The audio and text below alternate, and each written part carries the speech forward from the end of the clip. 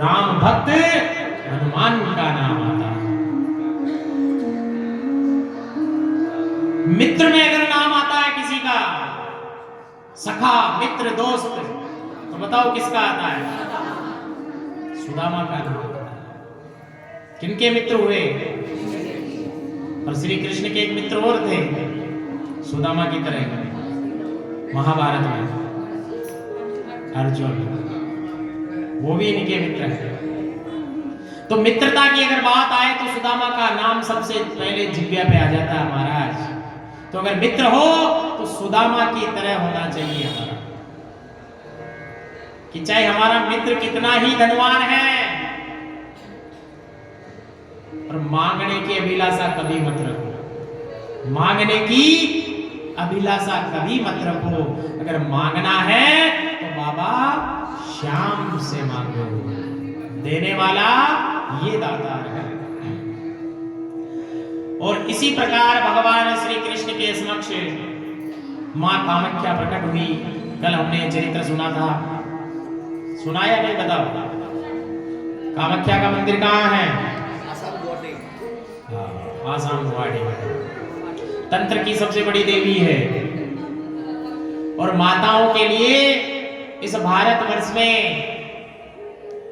माताओं का जब ऋतुकाल होता है तो सारे मंदिरों के दरवाजे माताओं के लिए बंद होते हैं कि ऋतुकाल में आप मंदिर नहीं जा सकती। पर इस विश्व में एक ऐसा मंदिर एक ही है, वो है मां कामाख्या का, जहां ऋतुकाल के समय भी माताएं दर्शन कर सकती है। इसलिए माताओं को तो वहां जाना चाहिए, सबसे बड़ी शक्ति है वो। तो इस प्रकार भगवती मां कामाख्या प्रकट हो रही है। और मुर देवी कामकंटका, जिसका नाम मौरवी है, ये मुर की पुत्री है, इसलिए इसका नाम हुआ मौरवी। वैसे इसका नाम है कामकंटकटा, कामकंटकटा नाम है वैसे, पर दैत्यराज मुर की पुत्री है, इसलिए इसको सब मौरवी के नाम से जानते हैं। महाराज मुर की पुत्री मौरवी राज्य ज्योतिषपुर में निवास करती है। जिस गांव का नाम ही ज्योतिषपुर हो तो वो परम विद्वान और विदुषी है, परम विद्वान है, घोड़ा शास्त्र की ज्ञाता है। नक्षत्र, तारा मंडल इत्यादि की गणना वो मौरवी अपनी उंगलियों पे करती है। ऐसी मौरवी है। देवी कामाख्या मौरवी से कहने लगी कि हे पुत्री, हे सुबे, हे भद्रे, तुम अपना खड्ग, अपना शस्त्र छोड़ो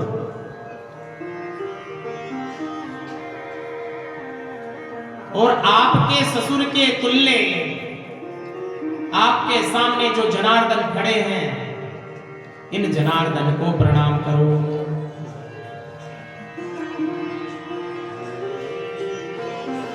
कामाख्या कहने लगी मौरवी कि तुम जनार्दन से युद्ध क्यों चाहती हो, बताओ। तब मौरवी कहने लगी, मां, कि इन्होंने मेरे पिताजी की हत्या कर दी, इन्होंने मेरे पिताजी की हत्या कर दी, इसलिए मैं उनसे युद्ध चाहती हूं। पर भगवती कामाख्या कह रही है कि ये साक्षात जनार्दन है, ये साक्षात नारायण है, ये साक्षात चतुर्भुज है। और उसी समय भगवान श्री कृष्ण ने मां कामाख्या के सामने अपना चतुर्भुज रूप प्रकट कर लिया। महाराज बोले चार भुजानाथ की। और जब मुरपुत्री मौरवी ने चार भुजा के दर्शन किए, तब अपने खड्ग और खेटक दोनों शस्त्रों को उन्होंने त्याग दिया और मां भगवती के कहने पर मौरवी ने भगवान श्री चार भुजा को प्रणाम कर दिया। भगवान के मन में विचार उठने लगा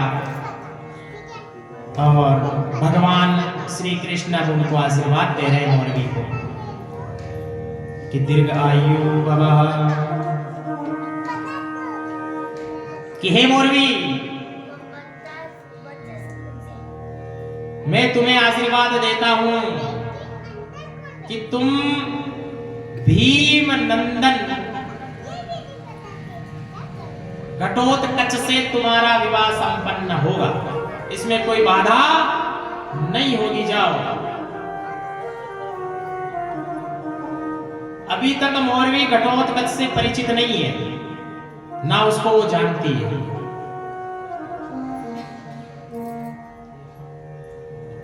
भगवान श्री कृष्ण चार भुजानाथ वहां से चले गए। वहां से सीधे द्वारिका गए, पांडवों के पास नहीं गए। और इधर मां कामाख्या मोरवी को कह रही है कि हे पुत्री, तुम्हारे होने वाला पति बड़ा सुशील होगा, बड़ा सुंदर होगा, सद्गुणी होगा, मातृ पितृ भक्त होगा। अगर तुम्हारे मन में कोई संशय है पुत्री, तो उस संशय का निवारण अभी तो मैं कर सकती हूं। मोरवी कहने लगी, मां अब वो मेरे से मिलने कब आएगा, कब मैं उसका वर्णन करूंगी। तब भगवती कहती है कामाख्या कि हे मोरवी, अब वो दिन दूर नहीं है कि तुम्हारे पिता के चले जाने के बाद तुम इस राजमहल में अकेली ही रहती हो। पर जाओ, अब वो दिन दूर नहीं है, अब घटोत्कच के साथ तुम्हारा विवाह शीघ्र होने वाला है और तुम और घटोत्कच इसी ज्योतिष राज्यपुर में निवास करना। अब भगवती भी वहां से अंतर ध्यान हो गई। अब अकेली मोरवी बची है। जैसे ही रात्रि में मोरवी सोती है, अब महाराज जो देखोगे ना वही होगा, जो हम देखेंगे वही होगा। यानी हम 3 घंटा अगर कथा सुन के जाते हैं ना, तो घर जाने के बाद भी 1 घंटे तक तो यही गुनगुनाहट चलती है। क्योंकि जो सुनेंगे वही होगा।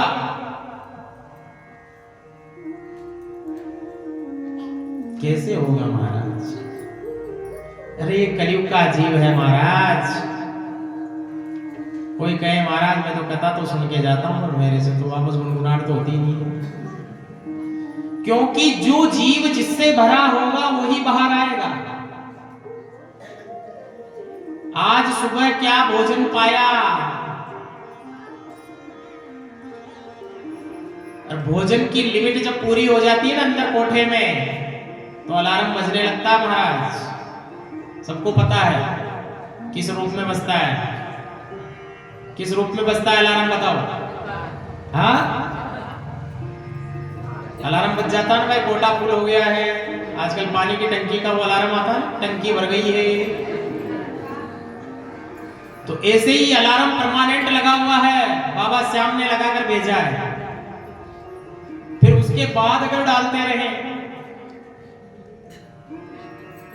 फिर दूसरा अलार्म बजेगा, गड़बड़ हो जाएगा सब। इसलिए उसका कहना हमें मानना पड़ता है ना, भाई हो गया भाई अब नहीं खाएंगे। तो यानी हमने अगर दही खाया है, हमने छाछ पी है, हमने घी खाया है, हमने खिचड़ी खाई है, हमने केला खाया है, हमने अनार का जूस पिया है, जो पिया है डकार उसी की आएगी महाराज, डकार उसी की आएगी ना। तो कहने के अभिप्राय यह है कि इस प्रत्येक जीव के घट में जो भरा है वही बाहर आएगा।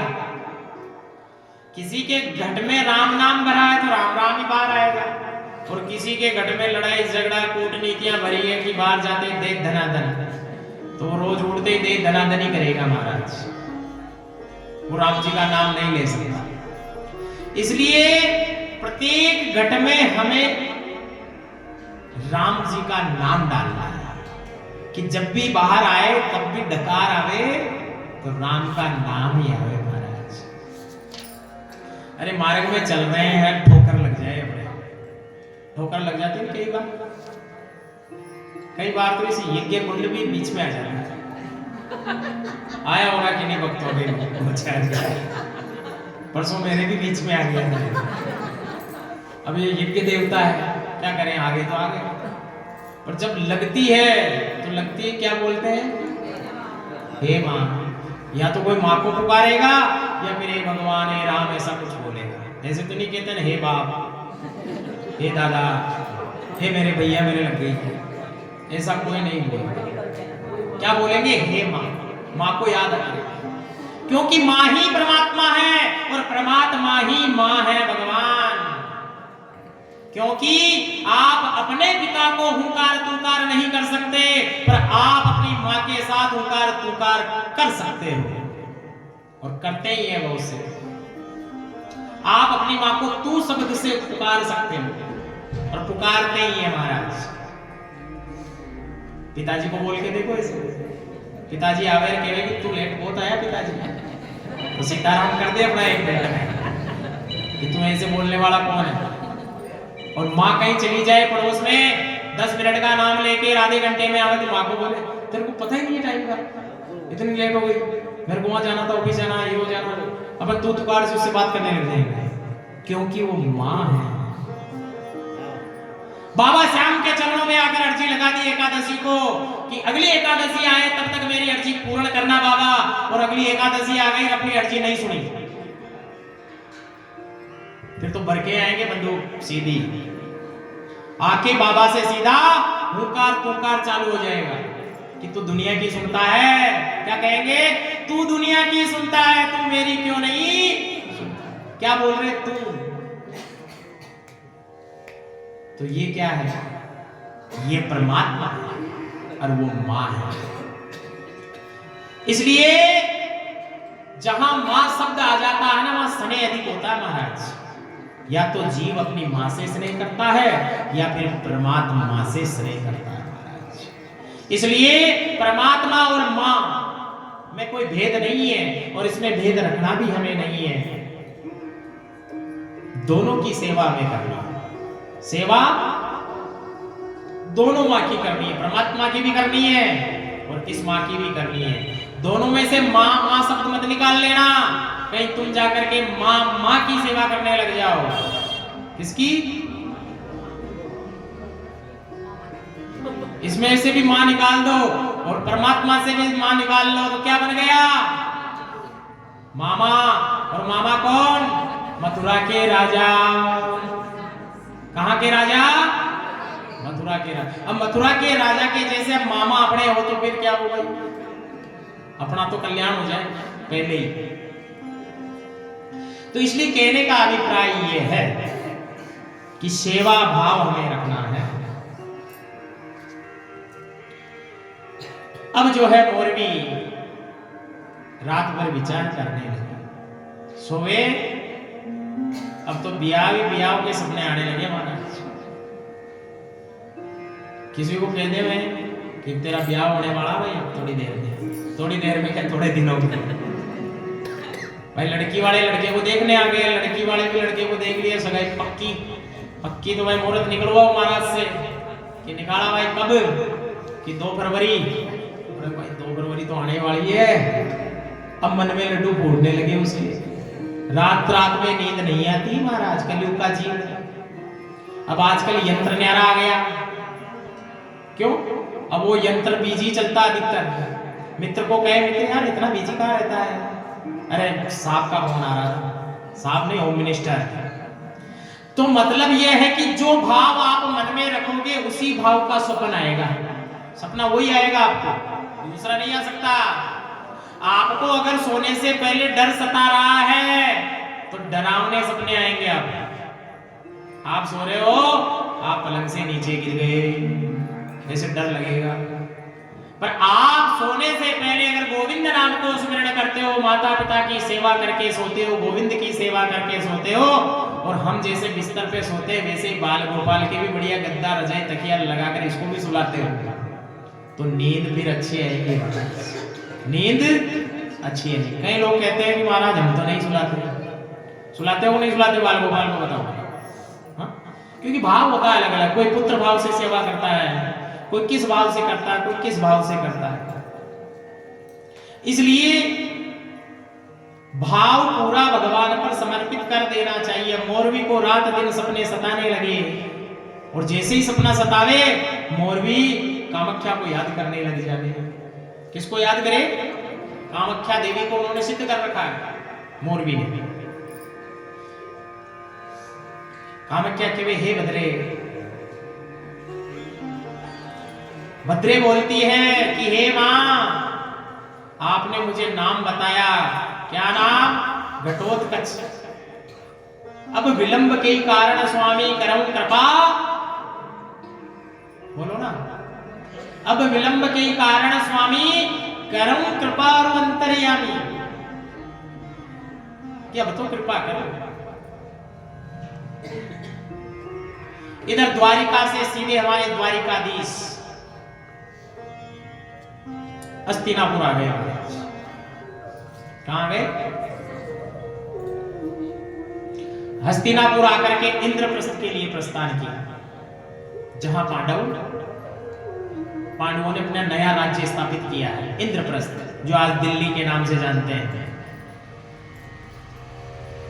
वहां आकर के भीम से मिले, युधिष्ठिर से मिले, सबसे मिलकर के चर्चा करने लगे। अब इनमें से सबसे बड़े कौन है पांडवों में? हाँ, युधिष्ठिर जी सबसे बड़े हैं।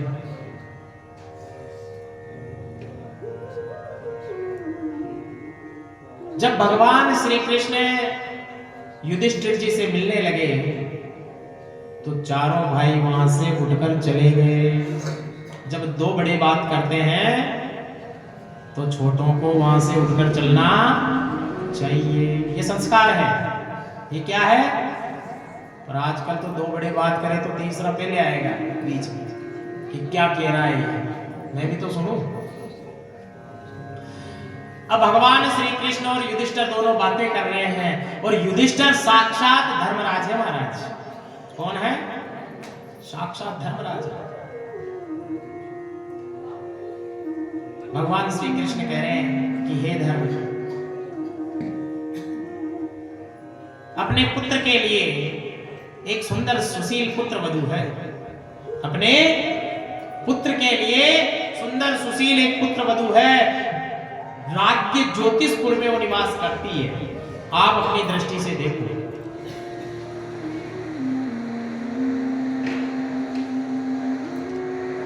धर्मराज कहने लगे, हे जनार्दन, हे योगेश्वर, मैं बड़ा हूं या आप बड़े हो? मैं बड़ा हूं या आप बड़े हो? और जहां बड़े कुछ कर दे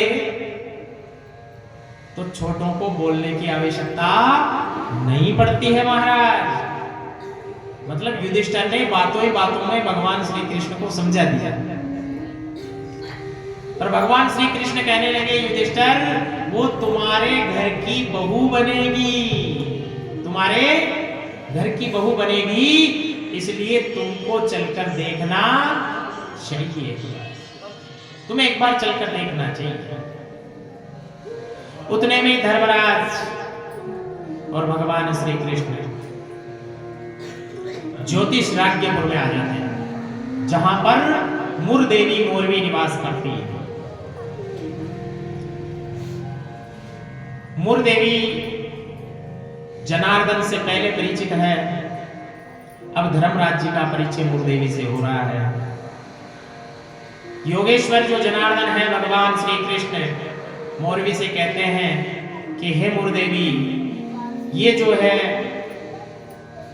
ये भीमसेन के ज्येष्ठ भ्राता है,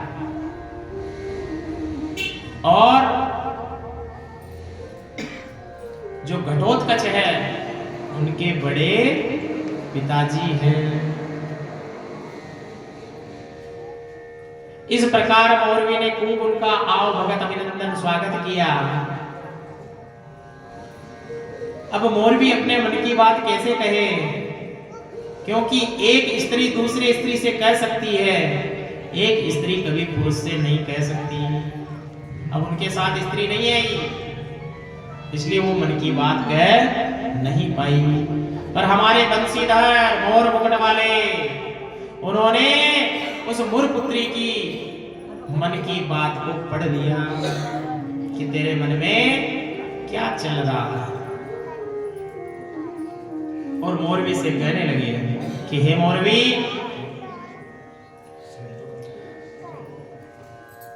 तुम अपने सब परिकर को इकट्ठा करो और हम सब अपने परिकर को इकट्ठा करके पुनः ज्योतिष राज्यपुर आते हैं। और इस एकादशी से बढ़कर कोई तिथि नहीं है, इस एकादशी से बढ़कर कोई तिथि नहीं होती है। इसलिए अब एकादशी आने वाली है और एकादशी को ही आपका पाणी ग्रहण संस्कार करवा दिया जाएगा। बोलिए कृष्ण कन्हैया लाल की जय। एकादशी को पाणी ग्रहण संस्कार करा दिया जाएगा।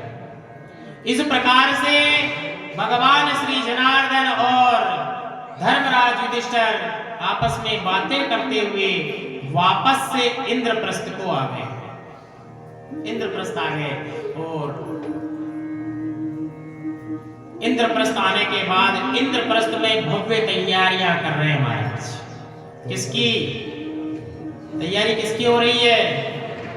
ब्याह की हो रही है महाराज। तो इंद्रप्रस्थ को बढ़िया सजाया गया महाराज। अब घटोत्कच मंद मंद मुस्कुराने लगे। इंद्र को संदेश भेजा गया कि तुम्हारा ऐरावत इंद्रप्रस्थ भेजा जाए और आपको भी सपरिवार पधारना है। भाई अपने रिश्तेदार में अगर किसी के पास बढ़िया गाड़ी हो गई तो पहले तो गणेश जी को निमंत्रण देते हैं, दूसरा निमंत्रण सीधा उसको ही देना, बढ़िया गाड़ी वाले। क्यों भाई? आपको सपरिवार पधारना है तो परिवार सहित आएगा तो गाड़ी तो जरूर लाएगा, क्योंकि बढ़िया गाड़ी है। और फिर अपनी बारात दूल्हे राजा को उसी गाड़ी में बिठाएंगे। तो इंद्र को पत्र लिखा। इंद्र कौन है? कौन है इंद्र? सब देवताओं के राजा है इंद्र, सब देवताओं के राजा इंद्र है। और इंद्र के पास ऐरावत है, वो केवल इंद्र के पास ही है, बाकी और किसी के पास नहीं है। ऐरावत कौन है? कौन से रंग का है? सफेद, सफेद रंग का ऐरावत है। इधर कुबेर जी महाराज को निमंत्रण दिया गया, जो भंडार के देवता है महाराज। भंडार के देवता कुबेर जी, यानी भंडार में कभी कमी लगे तो कुबेर जी महाराज का ध्यान करो महाराज। शिवलिंग पे जब जल चढ़ाने आते हो ना, तो शिवलिंग पे हम जल चढ़ाते हैं महाराज। जिस शिवलिंग पर खड़ा होकर जल चढ़ाना, वहां तो हम बैठ के चढ़ाते हैं, और जिस शिवलिंग पर हमें बैठकर जल चढ़ाना, वहां हम खड़े होकर चढ़ाते हैं। ये हमें यही पता नहीं। तो क्या करें महाराज कि जो स्वयंभू है, स्वयंभू, स्वयंभू केवल 12 ही है हमारे, 12 ज्योतिर्लिंग है महाराज।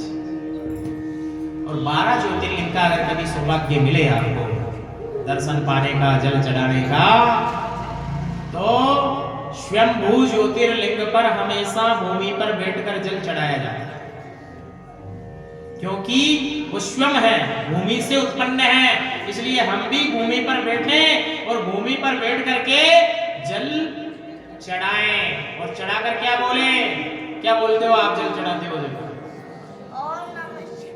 जय हो, हर हर हर हर। देखो ये भक्त है छोटा सा, ये भी कह रहा ओम नमः।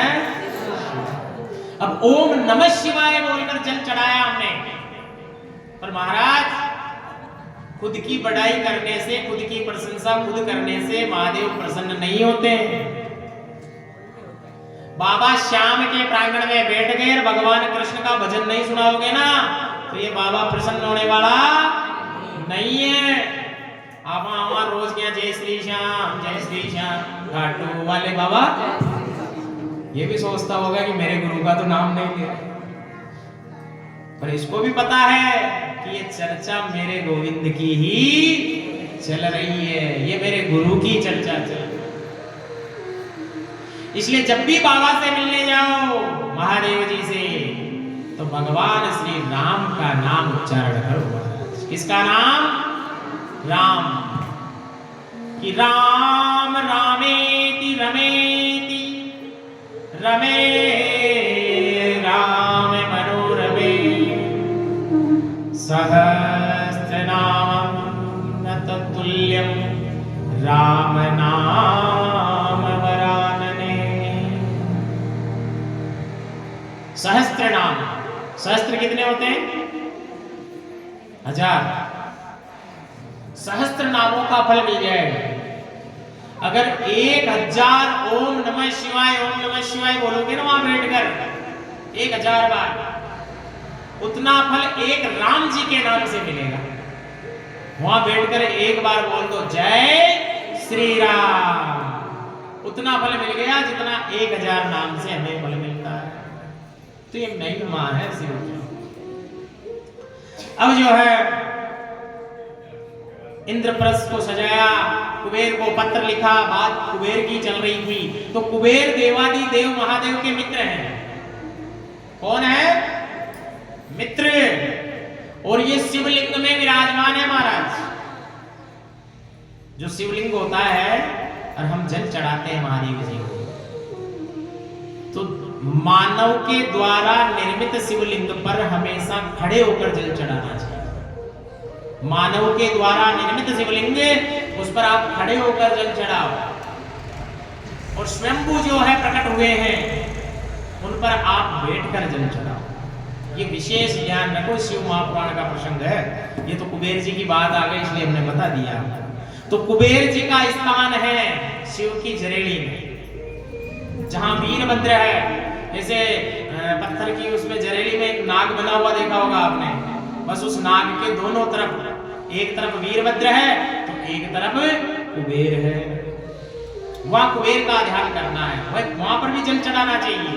पर लोग आते हैं क्या करते हैं महाराज, बाल्टी में से लिया पानी सीधा हर हर महादेव, सीधा महादेव जी को निलाते हैं। जैसा बाबा बाल्टी झोंक रहा है कि वो आएगा मुझे निलाएगा। तो शिव पंचायत में जब भी आओ तो पहले गणेश जी महाराज, शिव पंचायत का पूजन का विधान है पहले गणपति, फिर अंबिका भवानी, उसके बाद सदानंद, कार्तिक। कई लोग तो ब्रह्मा जी कहते हैं उनको, मैंने कई बार सुना कई जगह। मैं पूछता हूँ भाई शिव पंचायत में कौन कौन होते हैं? कहते महाराज वो 6 मुंह वाले ब्रह्मा जी। वो ब्रह्मा जी नहीं है, वो कार्तिक के हैं, भगवान शिव के पुत्र हैं, वो सदानंद है। अब फिर कथा में से कथा में घुस जाएंगे, लंबी हो जाएगी।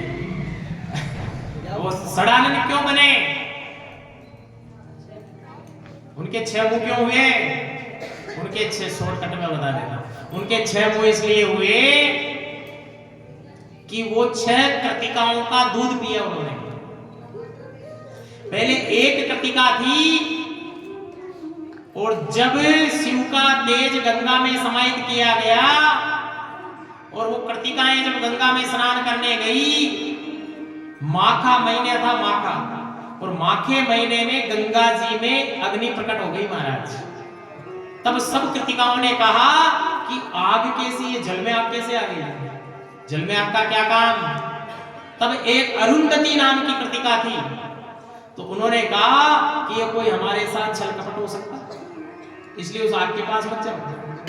पर उन्होंने, कृतिकाओं ने अरुंधति की बात नहीं मानी महाराज, और जाकर के अपने हाथ तपाने लगी।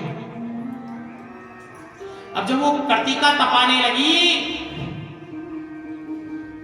तो भगवान शिव का तेज उनके अंदर समाहित हो गया। और समाहित होने के बाद तब उस तेज को वो ग्रहण नहीं कर पाई, अपने गर्भ में समाहित नहीं कर पाई, तब दौड़ी दौड़ी गई और दौड़ी दौड़ी जाकर के परमपिता परमेश्वर से याचना करने लगी कर्तिकाएं कि हम आपके तेज को समाहित नहीं कर सकते महाराज। तो इसी प्रकार के कबूतर उन्होंने भगवान शिव के तेज को लिया, उसने भी भगवान शिव के तेज को लेकर के कर्तिकाओं की पहाड़ी पर स्थापित कर दिया, जो किसी को दिखे ही नहीं महाराज। और वो कर्तिकाएं उसी पहाड़ी के नीचे रहती थी। और जब वहां कुछ दिनों के बाद में स्कंद का जन्म हुआ, शास्त्र में कार्तिक का नाम है स्कंद, और स्कंद से ही स्कंद पुराण बनी है, और जिस पुराण से हम बाबा श्याम की कथा कह रहे हैं, इसलिए स्कंद का भी आना जरूरी है। तो स्कंद हुए, और जब स्कंद को रोने की आवाज माताओं को सुनाई दी तो दौड़ी दौड़ी माताएं चोटी पर गई, तो देखा कि कोई बालक रो रहा है, तो उनको गोद में लेकर के आई, और गोद में लेकर आई तो बाबा की कृपा ऐसे हुई कि माताओं के स्तन से दूध गिरने लगा। वो माताएं दूध पिला रही है। अब एक माँ दूध पिला रही है और 5 माएं खड़ी खड़ी देख रही है, पांचों के भाव जागृत हो रहे हैं कि आखिर में मैं भी इस स्कंद को दूध पिलाती। तब स्कंद ने, कार्तिक ने भगवान का ध्यान किया, और ध्यान करते ही 5 मुंह और प्रकट हो गए। बोला कि मेरी मां नाराज नहीं होनी चाहिए 6 की 6, अब मैं 6 के स्तन का पान करूंगा, इसलिए उनके 6 मुंह हो गए साथ। तब से लेकर आज दिन तक वो षडानन है। कौन है? षडानन कहते हैं उनको। एकानन कौन है? हाँ? कैसे बोलते हो? बोलना एकानन चतुरानन, एकानन चतुरानन पंचानन राजे। एकानन कौन है? नारायण है। कौन है? एकानन नारायण। एकानन चतुरानन, चतुरानन कौन है? 4 मुख किसके हैं महाराज? अरे दर्शन किए होंगे, पास में ही है, ब्रह्मा जी के। किसके हैं? नहीं महाराज, गलत दर्शन कर लिए विराट। कितने मुंह ब्रह्मा जी के? 4। पर नहीं महाराज, ब्रह्मा जी भी पंचानन थे पहले। तो एक आनंद चतुरानंद ब्रह्मा हुए, पंचानन भगवान शिव है, और शिव के हुए षडानंद, शिव के हुए षडानंद। पर ब्रह्मा भी पंचानन थे महाराज। कब? जब इस मृत्यु लोक में शिवलिंग की उत्पत्ति नहीं हुई थी, जब इस मृत्यु लोक में शिवलिंग प्राकट्य नहीं हुआ था, तब भगवान ब्रह्मा जी के 5 मुख थे महाराज। अरुणाचल प्रदेश में सोने के समान कांति देने वाला मार्गशीर्ष की द्वादशी के दिन, मार्गशीर्ष की द्वादशी के दिन इस मृत्यु लोक का सर्वप्रथम शिवलिंग प्रकट हुआ, और इतना स्तंभकार हुआ कि पाताल से लेकर आकाश तक कोई छोर नहीं है उसका। तो ब्रह्मा जी में विष्णु में भेद हो गया। ब्रह्मा जी बैठे हुए थे और नारायण आ गए। नारायण ने कहा, अरे पुत्र कैसे हो? किसने कहा? ब्रह्मा जी ने नारायण को कह दिया, अरे पुत्र कैसे हो? तो नारायण सोचने लगे, मैं इसका बाप हूं, ये मेरा बाप है। भाई ये पुत्र क्यों कह रहे हैं मेरे को? क्योंकि नारायण की नाभि से ही तो उत्पन्न है कमल, कमल से ब्रह्मा। तो ब्रह्मा जी तो उल्टे बोल रहे हैं कि हे पुत्र कैसे हो? कि समझ में नहीं आई कि आपने ऐसे क्यों बोला कि मैं तुमसे बड़ा हूं, दिखता नहीं? सफेद दाढ़ी आ गई मेरे। सफेद दाढ़ी देवताओं में किनके हैं? ब्रह्मा जी महाराज की है केवल।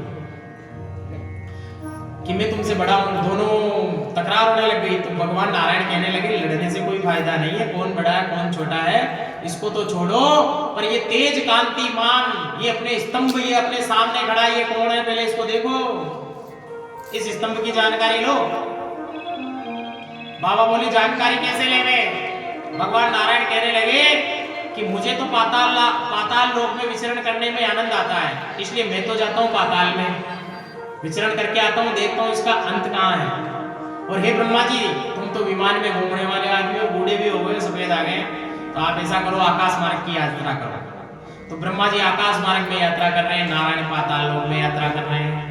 नारायण को पता था कि शिव है, इनका कोई आदि है ना कोई अंत है। नारायण ने यात्रा समाप्त कर दी और वापस उसी शिवलिंग के पास आकर के बैठ गए, राम राम का भजन करने लग गए। इधर ब्रह्मा जी को संशय हो गया। ब्रह्मा जी गए, कितने मंडल है? जोर से बोलो। 7। कितने मंडल है? 7। हम कौन से मंडल में रहते हैं? विज्ञान का युग है महाराज। हम कौन से युग में रहते हैं? शोभ मंडल में रहते हैं क्या, या समताप मंडल में, या ओजोन में, या आयन में? शोभ मंडल में रह रहे हैं। समताप तो अपने ऊपर है, जहां एरोप्लेन उड़ती है, वो समान वातावरण है, इसलिए उड़ती है वो। तो सारे मंडलों का भेद किया ब्रह्मा जी ने, और जब आयान मंडल में पहुंचे, ब्रह्मा जी थक गए, और थके तो देवादि देव महादेव मंद मंद मुस्कुराने लगे महाराज। और जब महादेव मुस्कुराने लगे तो महादेव जी के सिर पर चढ़ा हुआ केतकी नीचे गिर गया। केतकी यानी केवड़ा, केवड़ा नीचे गिरा, और नीचे गिरा तो ब्रह्मा जी से उसकी भेंट हो गई। बोला आप कहां से आ रहे हो? कि मैं जगत पिता ब्रह्मा। कि आप कौन? कि मैं केतकी। कि तुम कहां से आ रहे हो? कि मुझे ही पता नहीं है मैं कहां से आ रहा हूं, क्योंकि भगवान शिव के सिर से गिरा है वो, तो इसको कोई पता नहीं है। तब ब्रह्मा जी कहने लगे भाई तू मेरा एक काम करेगा क्या? बोल। कि बिल्कुल करूंगा महाराज, बताओ क्या करना है? कि जैसे मैं कहूं वैसे हाँ करनी है तेरे को, और कुछ नहीं करना। जैसे मैं कहूं वैसे हाँ करना, तू मेरे साथ चल। नीचे चलते ही मृत्यु लोक में नारायण मिलेंगे, और नारायण से जब मैं कहूंगा कि मैंने इसका अंत ढूंढ लिया है, तो तू कह देना कि हाँ ढूंढ लिया है। अब केतकी और ब्रह्मा नीचे आ गए, नारायण बैठे हुए थे। बोला कि क्या हुआ, अंत छोर मिला कि नहीं? ब्रह्मा जी कहने लगे बिल्कुल मिला, हम तो पूरा हाथ फेर कर आए अंत छोर पर, और आप मेरी बात पर विश्वास नहीं करते तो मेरे साथ केतकी है, केतकी से तुम पूछ लो। जब केतकी की तरफ भगवान नारायण ने दृष्टि की तो केतकी हाँ करने लग गया, और जैसे ही केतकी ने हाँ किया महाराज, उस कंब को फाड़ करके देवादि देव महादेव प्रकट हो गए, और प्रकट होकर के अपनी भ्रगुटी का एक बाल निकाला। महादेव जी ने यहां से एक बाल निकाला भ्रगुटी से, और उस बाल को फेंका, और फेंकते ही काल भैरव की उत्पत्ति हो गई महाराज। किसकी उत्पत्ति? काल भैरव। और काल भैरव जैसे ही आया और महादेव जी से कहने लगा स्वामी आज्ञा दीजिए, किसके लिए बुलाया है? क्योंकि काल जब आता है तो काल बनकर आता है महाराज। तो काल ने काल को आज्ञा दे दी कि बाबा जो दिख रहा है तुम्हें, जिस मुख से इन्होंने झूठ बोला है उस मुख का भेदन कर दो। और ब्रह्मा जी ने जिस मुख से झूठ बोला उसी मुंह को काल भैरव ने खंडन कर दिया महाराज। तब से लेकर आज दिन तक ब्रह्मा जी के 4 ही मुख हैं। समझ में आई कहानी? आई नहीं? बोलो ऐसे ऐसे मत करो। हमारे गुरुदेव कहते थे, हम पढ़ते थे ना, तो मेरे गुरुदेव ऐसे कहते थे, कोई पूछते हमें कि तुम्हें याद हो गया क्या बच्चा, तो हम भी ऐसे करते थे। बोले इसको क्यों कष्ट देते हो इतने मोटे को? 2 रत्ती की जीभ है, 2 रत्ती की जीभ है। बोलो क्यों याद हुआ कि नहीं? अच्छा हाँ महाराज हुआ कि नहीं? बताओ कथा समझ में आई कि नहीं? हाँ महाराज। तो इसको कष्ट नहीं देना ज्यादा, और इससे झूठ नहीं बोलना, क्योंकि ब्रह्मा जी के तो 5 थे, एक चला गया तो कोई बात नहीं, 4 बच गए महाराज। अरे अपने तो एक ही है, और ये भी चला जाएगा तो फिर कुछ नहीं बचेगा महाराज, कुछ भी नहीं बचेगा महाराज। इसलिए झूठ जीवन में बोलना है, झूठ जीवन में नहीं बोलना है। और जो श्याम प्रेमी श्याम मंदिर में बैठे हैं ना, तो संकल्प भी लेके जा कि जीवन में कभी झूठ नहीं बोलेंगे। प्राण जाए पर कलयुग हमारा उल्टा हो गया। वचन चले जाए, प्राण बचे रहने चाहिए। वचन बड़ा चले जाए पर प्राण जीवित रहना चाहिए अपना। तो इसलिए भगवान कह रहे हैं। तो इस प्रकार की देखो आपको महिमा सुनाई, सदानंद की महिमा, भगवान शिव की महिमा, ब्रह्मा जी की महिमा, ये सब स्कंद पुराण का वर्णन है महाराज। और इसी प्रकार कुबेर जी महाराज ने अपने भंडार कक्ष से अनेक प्रकार के हीरे जवाहरात मणि माणिक रत्न जड़ित सिंहासन सब कुबेर जी महाराज ने इंद्रप्रस्थ भेज दिया महाराज। किसके कहने पे? अर्जुन के कहने पे नहीं, भगवान श्री कृष्ण। और दूसरे भगवान कौन? धर्मराज। नाम चेंज है, केवल युधिष्ठिर है, वो साक्षात धर्मराज है। उनके कहने पर वैकुंठ की सारी संपदा हस्तिनापुर आ गई महाराज। तो आज भारत की राजधानी कहाँ है? दिल्ली में है ना। तो सारी वैकुंठ की संपदा वही है, इसलिए है। अब जो है हमारे घटोत्कच को दूल्हा बनाया जा रहा है। हाँ मेरे शास्त्री, घटोत्कच का श्रृंगार हो रहा है महाराज। घटोत्कच हष्ट पुष्ट बलवान है कि जैसे पिता वैसा पुत्र, जैसे पिता वैसा ही पुत्र होगा कि नहीं बताओ? कोई पूछे बालक कैसे, किस पे गया अपना बालक? यहाँ भाई ये तो पिताजी पे गया है भाई, कि दादाजी पे गया भाई, या अपने अंकल जी पे गया भाई। जाता परिवार में ही है, उसकी शकल उसी परिवार में मिलती है। मिलती कि नहीं मिलती बताओ? तो इसलिए जैसे भीम थे वैसे ही भीम के पुत्र घटोत्कच थे महाराज। बड़े तेजस्वी, धीर, वीर, ज्ञानी, बलवाना। धीर भी थे, वीर भी थे, और ज्ञानी भी थे, और बलवान भी थे महाराज। और स्वर्ग से अप्सराएं आ रही है, साक्षात इंद्र, देवताओं के राजा। सब देवता अपने अपने रथ में सजे हुए महाराज, सब बैठे अपने अपने रथ में हैं। दासियां सब चमन ढुला रही है। भगवान श्री नारायण की लक्ष्मी के सहित पधारे हैं। हमारे भूत भूतेश्वर महादेव मोगड़ बाबा ये भी पधारे हैं। जटाजूट में मुंडमाला, साथ में भगवती पार्वती को लेकर नंगी भंगी श्रृंगी चंड मुंड, ये सब महादेव जी के संग आए हैं। जैसे ही घटोत्कच ने चंड मुंड गणों को देखा, घटोत्कच मुस्कुराने लगा। भाई अपनी टीम के आदमी है तो सब। क्यों बताओ? क्यों क्यों है टीम के आदमी?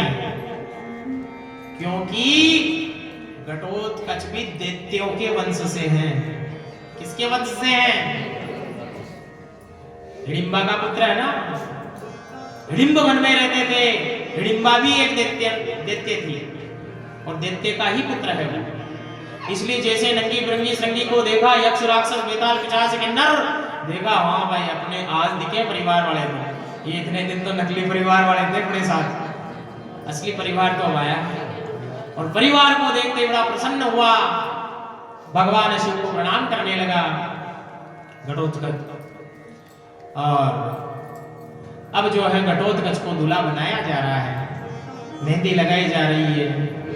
जो अपने लोकाचार होता है यहाँ मृत्यु लोक में, हल्दी, पीठी, मेहंदी, अनेक प्रकार से उसको श्रृंगार करवाया जा रहा है। ऐरावत को सजाया गया महाराज। ऐरावत को सजाने की वैसे आवश्यकता नहीं है, वो सजा सजाया तैयार है, क्योंकि मृत्यु लोक में प्रथम बार ऐरावत आया है। आज सफेद आदि बोलने में आ जावे तो देखने की भीड़ इकट्ठी हो जाए। ये सफेद आदि आया, होवे कि नहीं? सफेद तो छोड़ो, ऐसे आ जावे दूसरा आते कोई देखने जाते भाई आती है और क्या कहेंगे आते गणेश जी आगे भाई आज तो अपने घर पे। क्यों? हाथी को भी मेघदंती मानते हैं, हम भी उनकी पूजा आराधना करते हैं। तो इस प्रकार ऐरावत को सजा दिया गया है और घटोत्कच के सिर पर मुकुट धारण कराया गया है, पीतांबरी पहनी है। क्या पहनी है? पीतांबरी। पीतांबरी जानते हो क्या? पीतांबरी धारण कर ली, जैसे हमारे बंसी वाले कृष्ण कन्हैया पीतांबरी धारण करते हैं। आजकल पीतांबरी भी दो प्रकार की आने लग गई महाराज। एक पीतांबरी जो धारण की जाती है और एक पीतांबरी जिससे बर्तन साफ किए जाते हैं। कई बार कंफ्यूज हो जाते हैं भगत हमारे भी, क्यों गुरु जी हम लिखे पीतांबरी लिया ना, वो बर्तन मांजने के लिए आता है। अब पूजा में बताओ कौन से बर्तन मांजने हैं? ठीक है, इसलिए पीतांबरी अगर पूजा सामग्री में लिख देवे कोई तो हमेशा ध्यान रखना, बर्तन मांजने की पीतांबरी नहीं, भगवान को पहनाने के लिए पीताम्बर वस्त्र चाहिए, ऐसा हमें ध्यान रखना। इसलिए पीतांबरी को धारण किया और घटोत्कच की बारात चल रही है महाराज गाजे बाजे के साथ। बोले कृष्ण कन्हैया लाल की। तो बताओ तुम्हारो